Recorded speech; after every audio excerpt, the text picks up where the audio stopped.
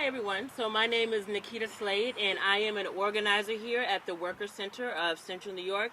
And so today we are very excited because our mayor here, Stephanie Minor, will be announcing her support for the Green Light New York Driving Together campaign. So, woo! So this is an extremely important campaign, the Green Light New York campaign. It would expand access to driver's license regardless of immigration status. And this is important for the sheer fact that anybody, regardless of immigration status, needs to be able to get around, take their children to school, go to the hospital, go to work. And so just these basic necessities, having a driver's license would make that so much easier. But also, this is an important, concrete thing that we can do in our community right now to show that we support immigrants, because we know that there is a very hostile environment, anti-immigrant, racist climate. And so this is really important that the mayor here is standing up and supporting immigrants. So we really appreciate that. And we would also like to appreciate and thank our supporters who have signed on to the campaign. Organizations like SEIU 1199, the Volunteer Lawyers Project, the Cooperative Federal, Urban Jobs Task Force, Syracuse Peace Council, All Saints Church, and the Syracuse Catholic Diocese and the Spanish Action League. And so also, on March 7th, there's going to be a big mobilization in Albany, so we hope that you join us. So get in contact with us here at the Workers Center of Central New York. And so I'll just say that 12 states in the country already have passed legislation to expand access to driver's license. So we're really excited, and we're really pushing to make sure that New York is the 13th. Is that correct? Yes! And so next we will hear some words from a Workers Center member, Amparo Zapata. Amparo! Good morning, everyone. Welcome to the Workers Center. My story, it's about when I started working for I'm sorry. I was a home health aide, and I was working with clients around Syracuse.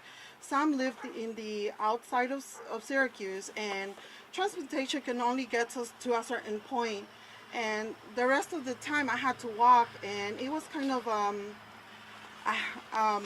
hassle to get to places. And this is why I support the Green Lights New York.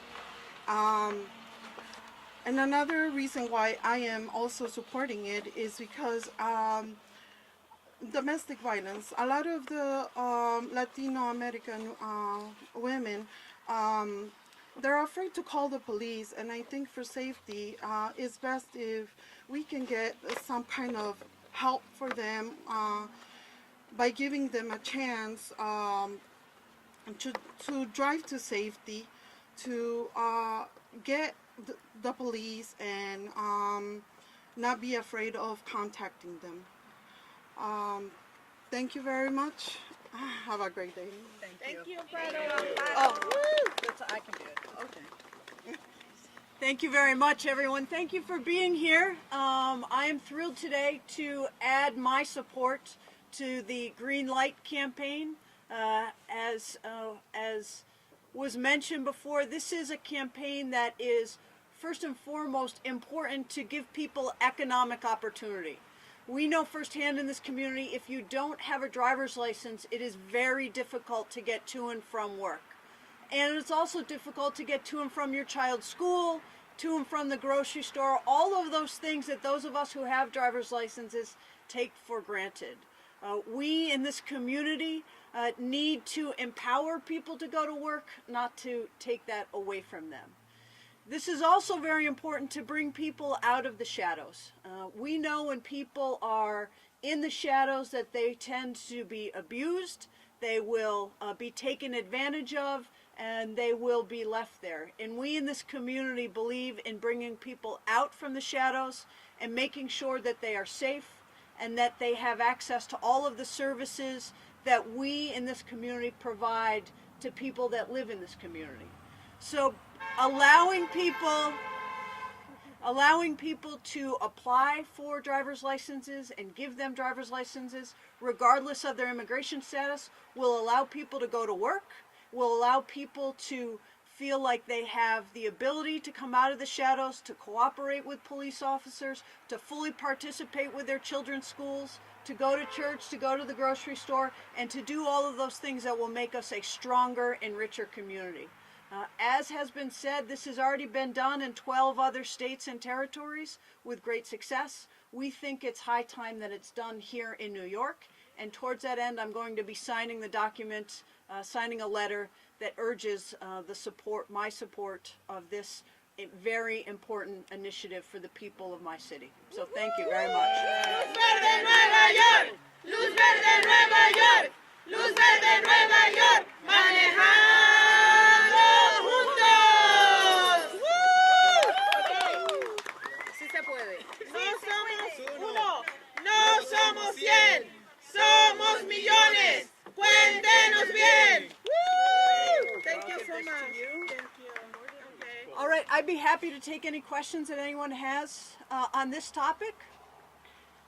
Mayor, maybe you can explain. She said 12 other states have done this, but with significant variations in how they went about it. What would you be hoping to see here in New York State? Well, I will leave the details up to the state lawmakers and the leaders in Albany to figure out what would make the most sense to efficiently implement this. But I'm looking at the end result, which is people will be able to get driver's licenses in a fast, efficient, and effective manner so that they can fully be part of our economy and our society. And again, we have the most concentrated poverty in our Black and Hispanic community than any city in the United States. This is one very direct action that our state legislature and governor can take that will allow people to get licenses, that will allow them to get to and from work. Have you reached out to local lawmakers, They- other officials? And I have, my staff has, and of course all these people behind me have and will continue to do that. what have you heard back? Anything yet? You should ask them. Some of the states that have done it have also put wording on the card that says cannot be used for identification purposes, and that has become, kind of a debate within a debate. What are your thoughts on that? Well, I think it's important to have people who are I think it is important that there are official documents that can be used for identification purposes. Whether that is enrolling your child in school, whether that is being able to say to the police, this is where I live. All of those things that those of us who have these kind of documents take for granted every day. It's important that people, if we want to make sure that people are safe and they don't get taken advantage of, then we have to bring them out of the shadows. And one way to do that is to give them documentation that shows who they are. Mayor, Yes, sir. what do you say to your critics against when you declare Syracuse a sanctuary city that says this isn't the law of the land, that this is. Well, I would urge my critics to revisit that, because it is the law of the land. The law of the land is that the federal government cannot bully a local municipality into enforcing federal immigration law. The law of the land, as we've seen in the federal courts right now, is that you cannot ban people from coming into this country because of their religious status. That is, the First Amendment speaks very clearly to that, but also our entire history as Americans speak clearly to that. And I would say to my critics that they should examine what it is to be an American and how we became the strongest country in the world, how we became the model for what people across the world look to as a democracy. We did that by being open. We did that by symbols such as the Statue of Liberty, by saying, bring us your huddled masses yearning to breathe free. We did that by welcoming refugees to our country, whether they were from Ireland or Germany or El Salvador or now Sudan. That's how we did that. And if we turn our back on that, we turn our back on what has been arguably the strongest part of being Americans, and I will not be part of that.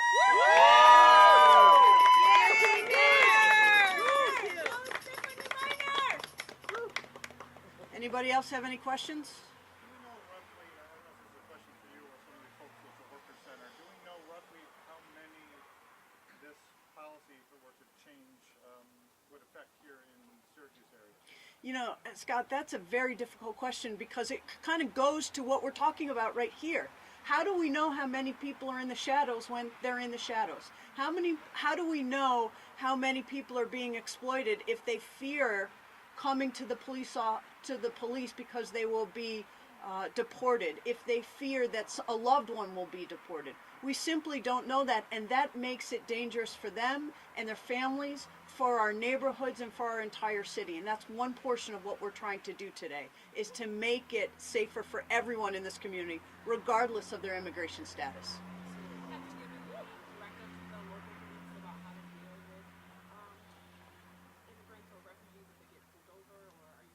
Our long-standing practice has been we do not inquire into someone's immigration status when we talk to them or when we interact with them.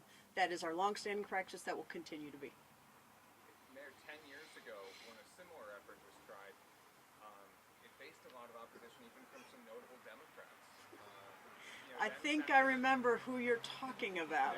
Senator Clinton, Oh. and Kirsten Gillibrand and others opposed, an effort. Do you think that the climate has changed, or that we are in a different place now than we were 10 years ago? Look, I think the time is always right to do what is right, and sometimes it takes people some thoughtfulness in the intervening period to get to listen, to think about policies and how they impact people that they care about or know or work with. And so just because something failed 10 years ago doesn't mean that it will always fail. One only need to look at what we have done in this country in terms of making sure that the Human Rights Campaign, that people are free to marry who they love, and that the government has gotten out of the way of that.